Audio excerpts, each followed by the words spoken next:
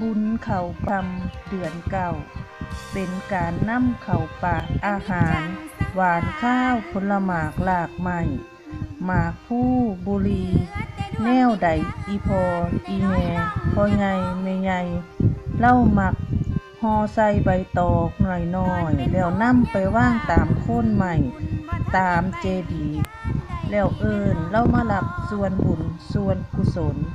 แต่รอคอยถามเวลาการที่มุนเปียงเดือนสิบเพลงนั้นละเจ้ามันที่เป่าไว้อยู่ก่อนบางคนถือกระตาหน่อยมาคอยอยู่แต่ตีสามยามเมื่อเดือนสิบเพลงมันปล่อยขึ้นมาบานเดินสวนกันพันใหญ่เดินไปออกข้าวสารเป็นของฝากผู้อยู่บ้านถ้าให้ผู้ตายผู้ได้หลายจนไพ่หนึ่งท้องแนวกินกระเต็มตาลูกคนห่วงมันดาพากันนั่งจนบ้านอันนี้ก็คือเอาทุกๆหลังบ้านกันน้อยนะครับเพื่อเป็นประเภทการง่ายผู้ทำกระถางเนี่ยทำกระถีหรือตั้งการกำหนดนี่ก็คือเป็นมือเข่าประดับดินได้ลูกหลานได้ให้เข้าใจตามนี้นะครับเพราะว่าพระเยซูกับที่พ่อนั่งห้องเอาห้องปานไปหาไปกับดินเลย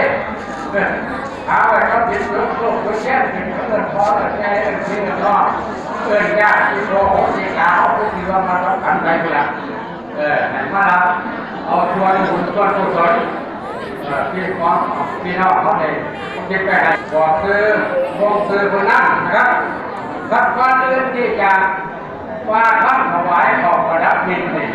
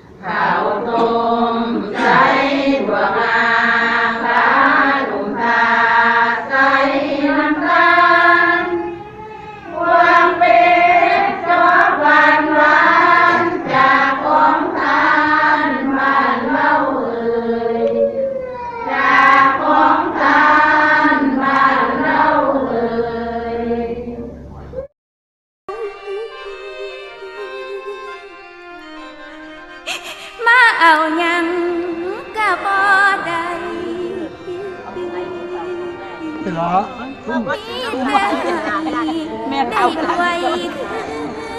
พ่อใหญ่ขาว